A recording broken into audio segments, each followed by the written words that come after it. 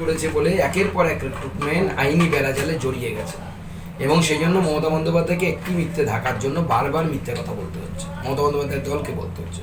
এবং খুব দুঃখের বিষয়, ইমরান বলে যে ছেলেটি মারা গেছে সে আমার ভোটার, সে আমার কনস্টিটিউয়েন্সির বাসিন্দা। কুসুমুন্ডি বিধানসভাতে তার বাড়ি আমিনপুরে, আমি আমিনপুরে ভোটের প্রচারেও গেছিলাম। তো আজকে এইরকম বহু মানুষ, বহু প্রাণ ঝরে যাচ্ছে, হয়তো এটা আপনাদের মিডিয়ার সামনে এসেছে, আরও অনেক প্রাণ এইভাবে নিঃশব্দে ঝরে গেছে শুধুমাত্র তাদের বেকারত্বের জ্বালা ঘোচাতে না পারার জন্য। দাদা, আমি কিউটিভি থেকে সৃজা বলছি যে রেখা পাত্রর নামে অভিষেক ব্যানার্জি অভিযোগ করেছেন যে টাকা নিয়েই উনি এফআইআর করেছেন। তো আপনারা কি এই বিষয় নিয়ে কোর্টে কোনো ডিফেমেশন ফাইল করবেন? অবশ্যই পার্টির তরফ থেকে এই বিষয়ে চিন্তা ভাবনা হচ্ছে এবং আমরা ডিফেমেশনের দিকে যাব।